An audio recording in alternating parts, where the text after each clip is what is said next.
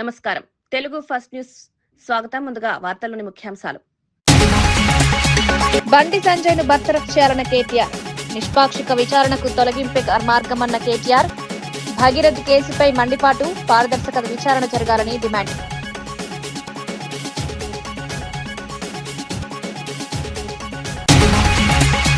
భూ సర్వేపై చంద్రబాబును ప్రశ్నించిన కన్నబాబు, జగన్ సర్వేపై ప్రచారం చేసి ఇప్పుడు అమలెందుకన్న ప్రశ్న, భూ హక్కులపై రాజకీయాలు చేయొద్దని ప్రభుత్వం ఈ అంశంపై స్పష్టతనివ్వాలని విమర్శ.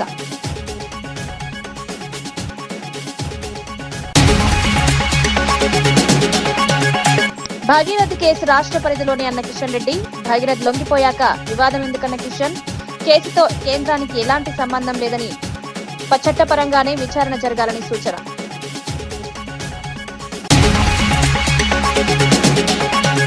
ఆర్టీసీని నడపలేకపోతే మాకివ్వాలన్న పేరు నాని, ఆర్టీసీని మేమే నడిపి చూపిస్తామంటూ సవాల్, ఆర్టీసీ ప్రైవేటీకరణను చూస్తూ ఊరుకోమన్న నాని, ప్రజా రవాణా వ్యవస్థను కాపాడాలని డిమాండ్.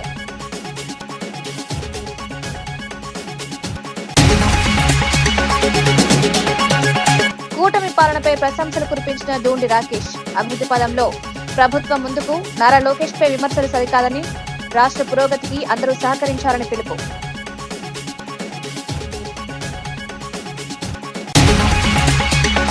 వ్యవహారంపై మాజీ మంత్రి పేర్ని నాని కూటమి ప్రభుత్వంపై తీవ్ర విమర్శలు చేశారు. ఆర్టీసీని సమర్థంగా నడపడం చేతకాకపోతే వైసీపీకి అప్పగించాలని సవాల్ విసిరారు. తమ ప్రభుత్వ హయాంలో ఆర్టీసీని ఎలా నిర్వహించామో ఇప్పుడు కూడా అలాగే నడిపి చూపిస్తామన్నారు. ప్రభుత్వ విధానాల కారణంగా ఆర్టీసీని బలహీనపరుస్తూ ప్రైవేటీకరణ దిశగా దూసుకువెళ్తున్నారని ఆరోపించారు. ప్రజల ఆస్తిగా ఉన్న ఆర్టీసీని అమ్మే ప్రయత్నాలు చేస్తే చూస్తూ ఊరుకోబోమని హెచ్చరించారు. ఆర్టీసీ కార్మికులు, ఉద్యోగుల భవిష్యత్తుతో ఆటలాడడం సరికాదన్నారు. ప్రజలకు మెరుగైన రవాణా సేవలు అందించాల్సిన సమయంలో సంస్థను బలోపేతం చేయాల్సిన అవసరం లేదన్నారు. కాళ్ళెత్తిందా లేదా అంటున్నా, దివాళా కోరు ప్రభుత్వం ఇది కాదా అని అడుగుతున్నాను. 3,60,000 కోట్ల అప్పు చేసి రాష్ట్ర ప్రజల 5 కోట్ల మందిని తాకట్టు పెట్టి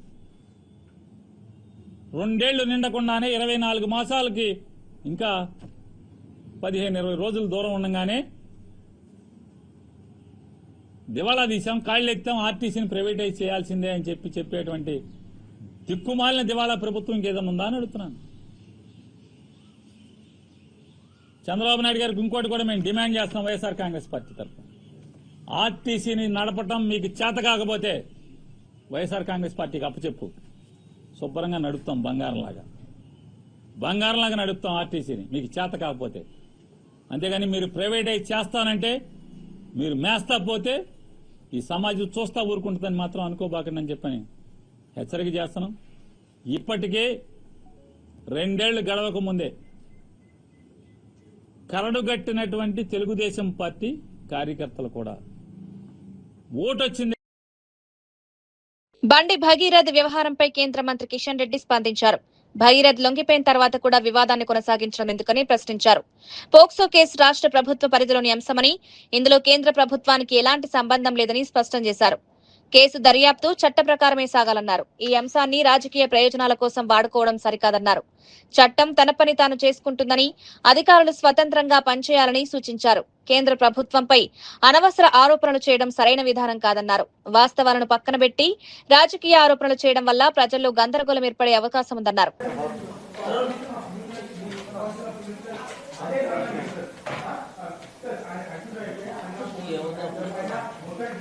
ఒకటి నేను చెప్తాను, అయిపోయిందా? నేను చెప్పనా, state government police, government of India police కానీ వ్యవస్థ కానీ వేరే ఉంటుంది. నేను చెప్పిన వెస్ట్ బెంగాల్లో మా అమిత్ షా గారు విమానం దిగుతా అంటే రాష్ట్ర పోలీసులు అనుమతి ఇవ్వలేదు. ఫర్ ఇన్ఫర్మేషన్, ఉత్తరప్రదేశ్ ముఖ్యమంత్రి యోగి గారు విమానం దిగుతా అంటే స్టేట్ గవర్నమెంట్, స్టేట్ పోలీసులు అనుమతి ఇవ్వకపోతే పక్కనున్నటువంటి ఒరిస్సా రాష్ట్రంలో దిగి ఆయన నుంచి రోడ్డు వెళ్లాల్సి వచ్చింది. కాబట్టి రాష్ట్ర ప్రభుత్వ పోలీసులకు సంబంధించినటువంటి అంశము రాష్ట్ర ప్రభుత్వాలకు పూర్తి అధికారం ఉంటుంది. పోలీసులకు దర్యాప్తు చేసి ఏ విషయమైనా చర్యలు తీసుకునేటువంటి అధికారం ఉంటుంది. కేంద్ర ప్రభుత్వానికి దీంట్లో ఏ ప్రమేయం ఉండదు.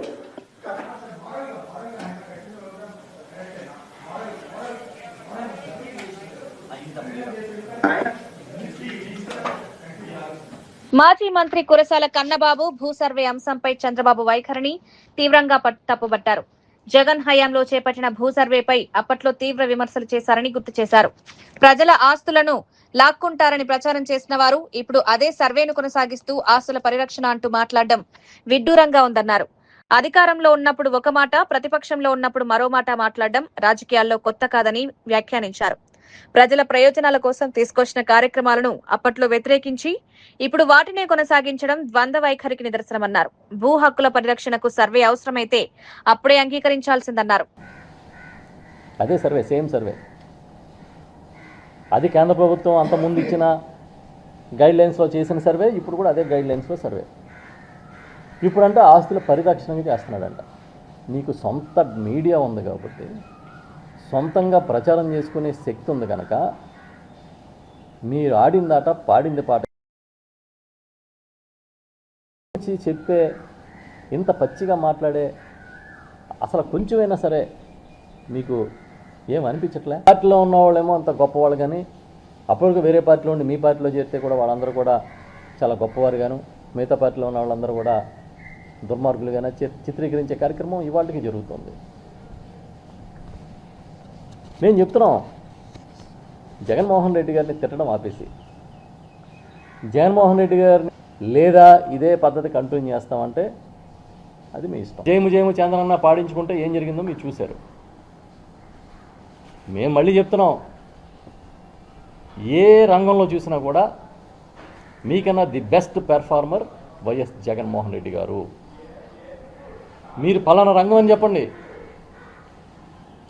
ఇదిగో ఈ రంగంలో మేము ఎంత ఖర్చు పెట్టామని చెప్పండి, అంతకన్నా 5 ఏళ్ళు ఆయన ఎక్కువ ఖర్చు పెట్టుంటారు. ఒక విద్య, ఒక వైద్యం, ఎనీ ఆ రోజేమో పెట్రోల్ రేట్లు ఎక్కువ ఉంటాయంటే జే ట్యాక్స్ అంట. లోకేష్ గారి పాపం చాలా చాలా ఊరు తిరిగి మాట్లాడారు ఆయన. ఇవాళ దేశం మొత్తం మీద మందే పెట్రోల్ ట్యాక్స్ ఎక్కువ ఉంది కదా, మిమ్మల్ని ఏ ట్యాక్స్ అనాలి? సి ట్యాక్స్ అని చంద్రబాబు నాయుడు గారి ట్యాక్స్ అనాలా? ఎన్ ట్యాక్స్ అంటే ఇద్దరు తండ్రి కొడుకు వస్తారు కాబట్టి నారా ట్యాక్స్ అనాలా? లేకపోతే ఎల్ ట్యాక్స్ అంటే లోకేష్ గారికి వస్తుంది కాబట్టి ఎల్ ట్యాక్స్ అనాలా? ఏం ట్యాక్స్ అనాలో మీరే చెప్పండి. ఆంధ్రప్రదేశ్ కూటమి ప్రభుత్వ పాలన అద్భుతంగా సాగుతోందని టీడీపీ నేత డూండి రాకేష్ అన్నారు. ప్రతి వర్గానికి న్యాయం జరిగేలా ప్రభుత్వం అభివృద్ధి దిశగా ముందుకు సాగుతోందని పేర్కొన్నారు. ముఖ్యంగా ఐటీ, విద్య, ఉపాధి రంగాల్లో ప్రభుత్వం కీలక నిర్ణయాలు తీసుకుంటోందన్నారు. వైసీపీ నేతలు ప్రభుత్వంపై ఆధారాలు లేకుండా విమర్శలు చేస్తున్నారని మండిపడ్డారు.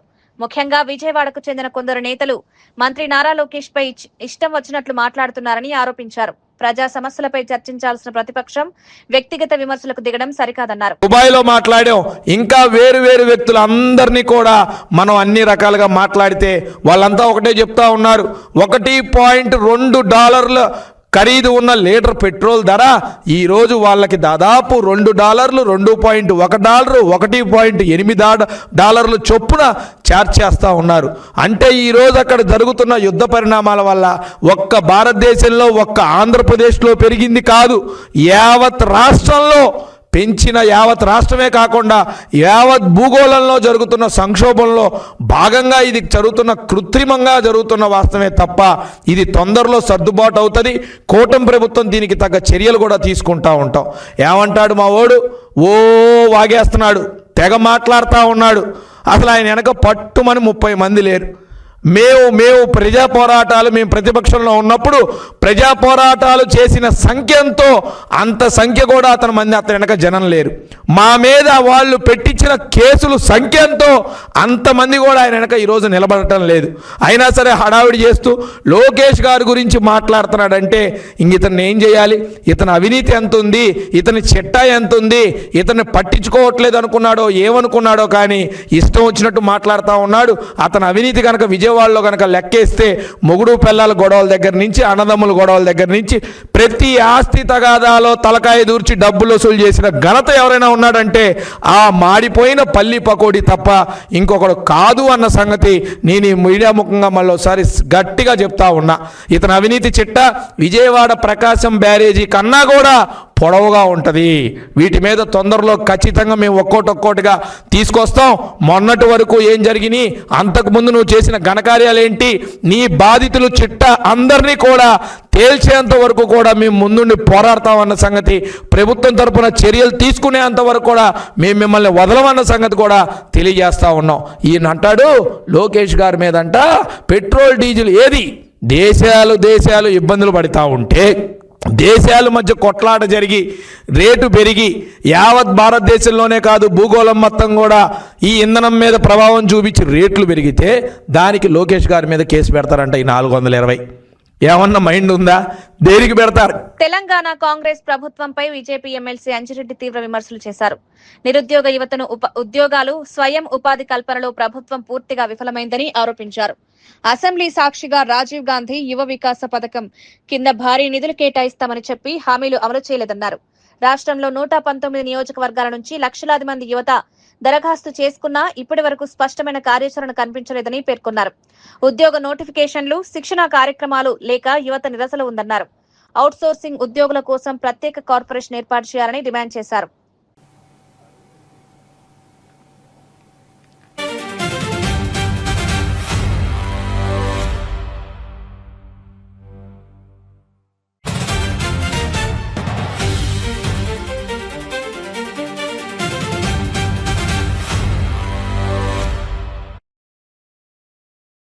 అసెంబ్లీ సాక్షిగా మార్చి 17లో ముఖ్యమంత్రి రేవంత్ రెడ్డి గారు గతంలో యూత్ ఎవరైతే ఉన్నారో వాళ్ళందరికీ ఉద్యోగాలు ఇవ్వలేకపోతున్నాం, ఇచ్చిన కమిట్మెంట్ ఫుల్ఫిల్ చేయలేకపోతున్నాం.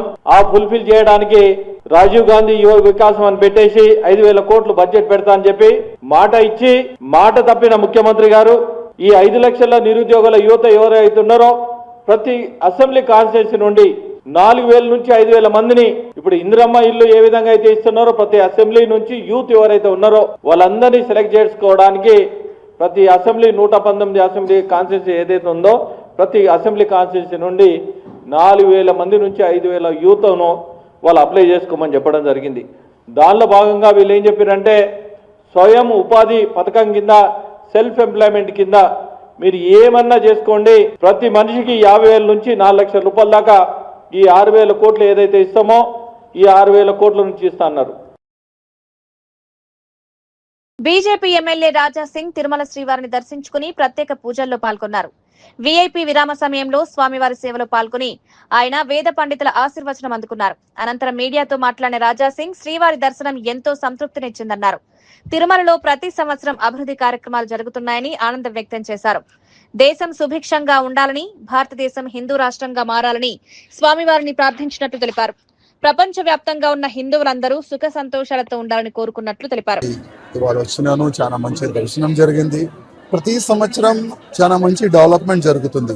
ఇప్పుడు బయట కొంతమంది రివ్యూ గురించి మాట్లాడుతున్నారు ఇట్లా ఉందని.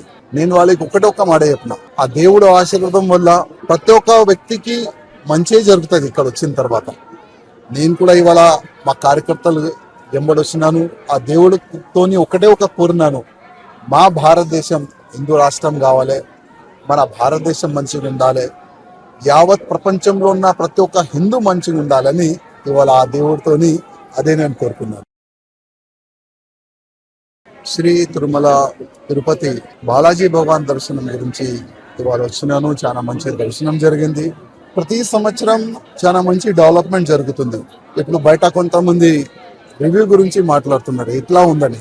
నేను వాళ్ళకి ఒక్క మాట చెప్పిన, ఆ దేవుడు ఆశీర్వాదం వల్ల ప్రతి ఒక్క వ్యక్తికి మంచి జరుగుతుంది. ఇక్కడ వచ్చిన తర్వాత నేను కూడా ఇవాళ మా కార్యకర్తలు వెంబడొచ్చినాను. ఆ దేవుడితోని ఒక కోరినాను. స్వచ్ఛాంధ్ర స్వర్ణాంధ్ర కార్యక్రమంలో భాగంగా రేపల్లె పట్టణంలో పరిశుభ్రతపై ప్రత్యేక కార్యక్రమం నిర్వహించారు. రెవెన్యూ డివిజనల్ అధికారి ఆధ్వర్యంలో జరిగిన ఈ కార్యక్రమంలో మున్సిపల్ అధికారులు, సిబ్బంది పాల్గొన్నారు. పట్టణంలో పరిశుభ్రత, పరిరక్షణ, వ్యర్థాల నిర్వహణ, ప్రజల్లో అవగాహన పెంపొందించడంపై ప్రత్యేక దృష్టి పెట్టారు. వీధుల పరిశుభ్రత, చెత్త సేకరణ, పరిసరాల సంరక్షణ అంశాలపై ప్రజలకు సూచనలు చేశారు. స్వచ్ఛమైన పరిసరాలు ఆరోగ్యకరమైన జీవనానికి అవసరమని అధికారులు తెలిపారు. ప్రతి పౌరుడు బాధ్యతగా వ్యవహరించి పరిసరాలను పరిశుభ్రంగా ఉంచాలని విజ్ఞప్తి చేశారు. స్వచ్ఛాంధ్ర లక్ష్య సాధనకు ప్రజల భాగస్వామ్యం కీలకమని అధికారులు పేర్కొన్నారు. చేతి సంచులు అంటే జూట్ బ్యాగ్లు కానీ క్లాత్ బ్యాగ్స్ ఇలాంటివి వాడటం ద్వారా, అలాగే ప్లాస్టిక్ బాటిల్స్ అవి వాటిని తగ్గించి ఇతర వేరే స్టీల్ బాటిల్స్, కాపర్ బాటిల్స్ లేదు అని అంటే ఇతర బాటిల్స్ ద్వారా వాటర్ తీసుకోవడం, ఇలాంటివన్నీ మీద అవగాహన కల్పిస్తున్నాము. అలాగే మనకి మున్సిపాలిటీలో కానీ మిగిలిన ఏరియాల్లో ఏదైతే ప్లాస్టిక్ వ్యర్థాలను తీసుకుని వచ్చి రోడ్ల మీద లేదంటే మురుగు కాలువల్లో వేస్తున్నారో వాటిలన్నింటినీ కూడా కట్టడి చేయడానికి నిర్ణయం తీసుకున్నాం. కాబట్టి వీటన్నింటి ద్వారా మన అంటే క్లీన్ మున్సిపాలిటీగా రేపల్లి మున్సిపాలిటీని తీర్చిదిద్దడానికి తగిన చర్యలు తీసుకోవడం కోసం ఈ కార్యక్రమం ఎంతో ఉపయోగపడుతుంది. కాబట్టి ప్రజలు అలాగే వివిధ షాపుల దుకాణాలకు సంబంధించిన ఓనర్స్ వీళ్ళందరూ కూడా ఈ కార్యక్రమానికి సహకరించాలని కోరుకుంటున్నారు. అనుమూల మండలం ఇబ్రహీంపేట గ్రామ శివారులో ఫామాయిల్ తోటలో జరిగిన హత్య కలకలం రేపింది. ఘటన సమాచారం అందుకున్న వెంటనే మిర్యాలగూడెం డీఎస్పీ రాజశేఖర్ రాజు సంఘటనా స్థలానికి చేరుకుని పరిస్థితిని పరిశీలించారు. ఆయనతో పాటు సీఐ శ్రీను నాయక్, హాలియా ఎస్ఐ సాయి ప్రశాంత్ సంఘటనా ప్రదేశాన్ని పరిశీలించి ఆధారాలు సేకరించారు. హత్యకు దారితీసిన పరిస్థితులు, బాధితుడి వివరాలపై అధికారులు ఆరా తీస్తున్నారు. స్థానికులను ప్రశ్నిస్తూ ఘటన వెనుక ఉన్న కారణాలను తెలుసుకునే ప్రయత్నం చేస్తున్నారు.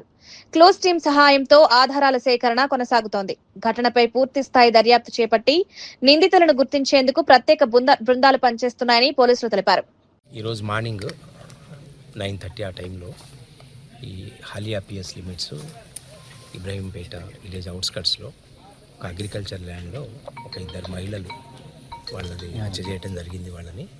సో దాంట్లో రుద్రాక్షి లావణ్య, రుద్రాక్షి సుమలత వీళ్ళిద్దరు కూడా తల్లి బిడ్డలు. వీళ్ళని పొలంలో పనిచేస్తుండగా మాకున్నటువంటి ప్రైమరీ మన ఎవిడెన్స్ ప్రకారము వాళ్ళని స్ట్రాంగులేషన్ చేసి అంటే మెడకి క్లాత్ తోటి చుట్టి ఊపిరాడకుండా చేసి చంపినట్టుగా అనిపిస్తున్నది. దీనికి సంబంధించి ఇప్పుడు వీళ్ళకు ఉన్నటువంటి ల్యాండ్స్, తర్వాత వీళ్ళ ఆడబిడ్డలకి ఉన్నటువంటి పంచాయతీ దీనికి కారణమని ప్రైమరీగా మాకు ఉన్నటువంటి ఇన్ఫర్మేషన్. దీనికి సంబంధించి ఇంకా మాకు సీన్కి క్లూస్ టీము, డాగ్ స్క్వాడ్ వస్తున్నాయి. విత్ ఇన్ షార్ట్ పీరియడ్ వేరే అవుతాయి. తర్వాత మా ఆఫీసర్స్ కూడా అందరూ దీని ఇన్వెస్టిగేషన్ పనిలో ఉన్నారు. ఈవినింగ్ వరకు మీకు దీనికి సంబంధించిన టోటల్ క్లారిటీ కూడా దీంట్లో ఎవరెవరు ఇన్వాల్వ్ అయ్యారు, ఏ విధంగా జరిగింది, దీని మోటివ్ ఏంటి, అసలు ఈ మర్డర్కి ఉన్నటువంటి కరెక్ట్ మోటివ్ ఏంటి, ఈవినింగ్ వరకు మాకు కొంత క్లారిటీ వచ్చేస్తుంది దీంట్లో. సో ప్రస్తుతానికి ఈ జరిగిన 2 మహిళల హత్య కూడా భూతగాదాలని దృష్టిలో పెట్టుకొని విత్ ఇన్ ఫ్యామిలీ సర్కిల్లో జరిగినటువంటి మర్డర్ లాగా మాకు కనిపిస్తుంది. Thank you. Petrol, diesel, gas ధరల పెంపుపై సిపిఐ నాయకులు కేంద్ర ప్రభుత్వంపై తీవ్ర విమర్శలు చేశారు. ధరల పెంపుతో సామాన్య మధ్యతరగతి ప్రజలపై భారీ భారం పడుతోందన్నారు. ఎన్నికల సమయంలో ధరలు పెంచబోమని హామీలు ఇచ్చి తర్వాత ప్రజలను మోసం చేస్తున్నారని ఆరోపించారు. అంతర్జాతీయ క్రూడాయిల్ ధరలు తగ్గినప్పుడు ఎందుకు ఇక్కడ ధరలు తగ్గించలేదని ప్రశ్నించారు. వంట గ్యాస్ ధరల పెంపుతో చిన్న వ్యాపారులు, టిఫిన్ సెంటర్లు, హోటల్ యజమానులు ఇబ్బందులు ఎదుర్కొంటున్నారని పేర్కొన్నారు. రవాణా ఖర్చులు పెరిగితే నిత్యావసర వస్తువుల ధరలు కూడా పెరుగుతాయని ఆందోళన వ్యక్తం చేశారు. కేంద్ర ప్రభుత్వం అర్ధరాత్రి మొన్న పెట్రోల్, డీజిల్ 3 రూపాయలు పైసలకు ధరలు పెంచడం జరిగింది. అదేవిధంగా అంతకుముందు కమర్షియల్ గ్యాస్కి 1000 రూపాయలు పెంచారు.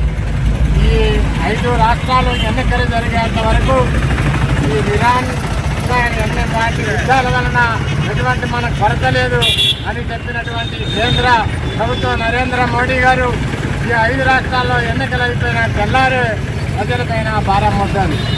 ఇప్పటికే నిత్యావసర ధరలు ఆకాశాన్ని అంటుతా ఉన్నాయి. ఒకవైపు చిన్న వ్యాపారస్తులు, హోటళ్ళు, అదేవిధంగా కర్రీ పాయింట్లు, అనేక హోటల్స్, మధ్య బండ్లు, ఇటు గ్యాస్ ఆటోలు వాళ్ళు నడుపుకోలేక దాని అవస్థలు పడుతున్నారు. హోటల్స్ అయితే మరి దొరకని పరిస్థితిలో అటు కట్టెలు దొరక, గ్యాస్ దొరక, వ్యాపారాలు నడవక నాన్న అవస్థలు పడుతూ ఉంటే ఊరికే నక్కపై దాటికాయబడ్డట్టు కేంద్ర ప్రభుత్వం నరేంద్ర మోడీ గారు ప్రజలపైన భారాలు మోపారు. దీని భారం వల్ల అనేక కాళేశ్వరం వేదికగా మే 21 నుంచి జూన్ 1 వరకు సరస్వతి నది అంత్య పుష్కరాలు వైభవంగా జరగనున్నాయి. ఈ పుష్కరాలకు సుమారు 40 లక్షల మంది భక్తులు తరలివచ్చే అవకాశం ఉందని మంత్రులు కొండా సురేఖ, శ్రీధర్ బాబు తెలిపారు. పుష్కరాల ఏర్పాట్లపై సచివాలయంలో ఉన్నత స్థాయి సమీక్షా సమావేశం నిర్వహించారు. భక్తులకు ఎలాంటి ఇబ్బందులు కలగకుండా అన్ని శాఖలు సమన్వయంతో పనిచేయాలని ఆదేశాలు జారీ చేశారు. ఘాట్ల వద్ద పారిశుద్ధ్యం, తాగునీరు, విద్యుత్, వైద్య శిబిరాలు, రవాణా సౌకర్యాలు సిద్ధం చేయాలని సూచించారు. భక్తుల రద్దీని దృష్టిలో ఉంచుకుని కట్టుదిట్టమైన భద్రతా ఏర్పాట్లు చేపట్టాలని అధికారులను ఆదేశించారు.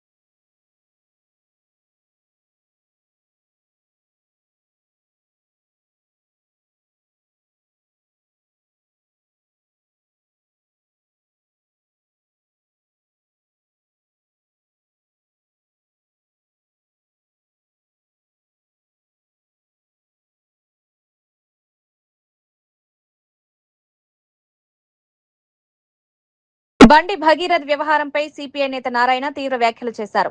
భగీరథ్ ను ఎన్కౌంటర్ చేయాలని తాము ఎప్పుడూ కోరలేదని, చట్ట ప్రకారం అరెస్టు చేయాలని మాత్రమే చెప్పానన్నారు. ఫోక్సో కేసు నమోదైన సమయంలోనే చర్యలు తీసుకునుంటే పరిస్థితి ఇంత దూరం వచ్చేది కాదన్నారు. బండి సంజయ్ చేసిన వ్యాఖ్యలతో పోలీస్ వ్యవస్థ పనితీరుపై అనేక అనుమానాలు వస్తున్నాయని విమర్శించారు. పోలీసులు నిజంగా స్వతంత్రంగా పనిచేస్తున్నారా అనే ప్రశ్నలు తలెత్తుతున్నాయన్నారు. కేంద్ర, రాష్ట్ర ప్రభుత్వాలు ఈ వ్యవహారాన్ని సీరియస్ గా తీసుకోవాల్సిన అవసరం ఉందన్నారు. న్యాయ వ్యవస్థపై ప్రజలకు నమ్మకం ఉండాలంటే చట్టం ముందు అందరూ సమానంగా ఉండాలన్నారు. నేనే నా కొడుకుని పంపించాను పోలీస్ స్టేషన్కి అని చెప్తా ఉన్నాడు. అంటే ఆయన పంపించేంత వరకు పోలీసు ఆయన అరెస్ట్ చేయలేదు. దీన్ని బట్టి పోలీస్ వ్యవస్థ ప్రశ్నార్థకమైంది. బండి సంజయ్ లాంటి కేంద్ర మంత్రి కేంద్ర ప్రభుత్వం ముద్దాయిగా మారిపోయింది. తర్వాత కోర్టు సైతం దీనిలో అసమర్థంగా ప్రవర్తించింది. దీన్ని బట్టి ఒక ఉదంతా ముగ్గురు ఇప్పుడు ఒక సంఘటన జరిగిన తర్వాత పోక్సో కేసు పెట్టారు. పెట్టినప్పుడు అరెస్ట్ అయిన ఉంటే ఇది గొడవ ఉండేది కాదు. ఆ విషయం రాష్ట్ర ప్రభుత్వం కూడా తప్పు చేసింది. ఎవరెవరినో ఎన్కౌంటర్ చేశారు. నేను ఎన్కౌంటర్ చేయమని చెప్పలే. కానీ బండి సంజయ్ కొడుకుని అరెస్ట్ చేయడానికి పోలీసు చేత కాలేదా? 10 టీంలు పంపించామన్నారు. ఆ 10 టీంలు ఏమైనా గోల్డ్ తీసుకుంటున్నాయా? ఇదంతా లాలూచి కుస్తీ కదా ఇదంతా. సరే బండి సంజయ్ నా కొడుకు తీసుకోవాలని చెప్పేంతవరకు పోలీసు అరెస్ట్ చేయలేదంటే, పోలీసు అరెస్ట్ చేసినాక మేము ఇంకెక్కడో అరెస్ట్ చేసామని చెప్పుకోవడం అంటే ఏదైనా డొల్లతనం కదా. ఇప్పుడు 3 వ్యవస్థలు నిర్వీర్యం అయిపోయేటువంటి పరిస్థితి వచ్చింది. ఎప్పుడుగా ఒక తప్పలేదు నాకు తండ్రిగా దాన్ని సమర్థించకుండా పోలీసులకు అప్పగించుంటే ఈ రోజు వచ్చిండే కాదు. ఈ విషయంలో మాత్రం కేంద్ర ప్రభుత్వం ముద్దాయింది, రాష్ట్ర ప్రభుత్వం ముద్దాయింది, పోలీసు వ్యవస్థ ముద్దాయింది, న్యాయ వ్యవస్థ ముద్దాయింది. దాని విచారకరం. ఈ వెంటనే తగిన చర్యలు తీసుకుని చెప్తాం. సినీ దిగ్గజాలు కమల్ హాసన్, రజనీకాంత్ మధ్య ఉన్న స్నేహబంధంపై కమల్ హాసన్ ఆసక్తికర వ్యాఖ్యలు చేశారు. తాము ఒకరికొకరు గట్టి పోటీదారులమే అయినప్పటికీ ఎప్పుడూ అసూయకు చోటివ్వలేదని స్పష్టం చేశారు. 4 దశాబ్దాలకు పైగా సాగుతున్న సినీ ప్రయాణంలో ఆరోగ్యకరమైన పోటీ మాత్రమే కొనసాగిందన్నారు. 20 ఏళ్ల వయసులోనే ఒకరిపై ఒకరు విమర్శలు చేసుకోకూడదని నిర్ణయించుకున్నామన్నారు. తమ మధ్య ఎప్పుడూ గౌరవం, స్నేహం కొనసాగాయన్నారు. వేర్వేరు శైలుల్లో నటించినా ప్రేక్షకుల ఆదరణ పొందామని గుర్తు చేశారు. సినీ పరిశ్రమలో పోటీ ఉండొచ్చు కానీ వ్యక్తిగత సంబంధాలు దెబ్బతినకూడదన్నారు. ఒకరినొకరు ప్రోత్సహించుకుంటూ ముందుకు రావడం వల్లే ఈ అనుబంధం ఇంతకాలం నిలిచిందని వివరించారు.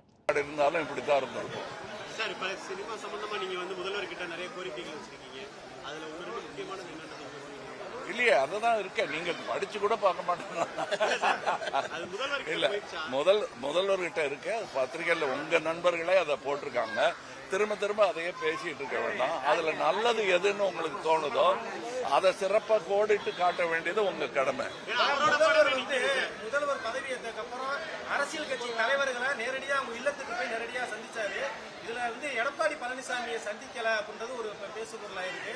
25 பேர் அவங்க கூட போறதா சொல்லியிருக்காங்க. இதுல கொரோனா பிரச்சனைகள் இருக்கு, யார் தலைமைன்றது எங்களுக்கு தெரியல. அந்த மாதிரி நீங்க எப்படி பாக்குறீங்க அந்த அணுகுமுறையை? உங்களை மாதிரி தான் பாக்குறேன், வேடிக்கை பாக்குறேன். நன்றி.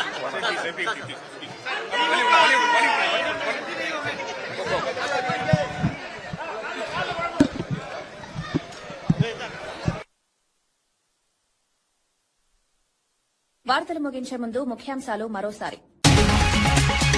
బండి సంజయ్ ను బర్తరఫ్ చేయాలన్న కేటీఆర్, నిష్పాక్షిక విచారణకు తొలగింపే మార్గమన్న కేటీఆర్, భగీరథ్ కేసుపై మండిపాటు, పారదర్శక విచారణ జరగాలని డిమాండ్.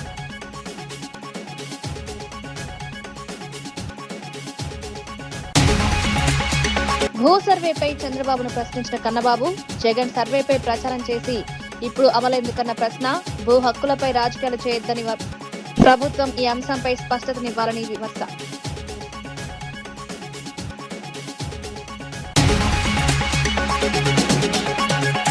భగీరథ్ కేసు రాష్ట్ర పరిధిలోని అన్న కిషన్ రెడ్డి, భగీరథ్ లొంగిపోయాక వివాదం ఎందుకన్న కిషన్, కేసుతో కేంద్రానికి ఎలాంటి సంబంధం లేదని చట్టపరంగానే విచారణ జరగాలని సూచన.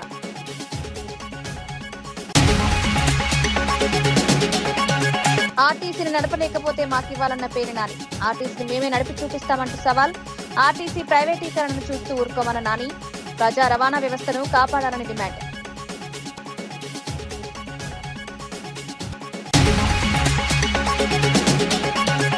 కూటమి పాలనపై ప్రశంసలు కురిపించిన దూండి రాకేష్, అభివృద్ధి పదంలో ప్రభుత్వం ముందుకు, నారా లోకేష్ పై విమర్శలు సరికాదని, రాష్ట్ర పురోగతికి అందరూ సహకరించాలని పిలుపు.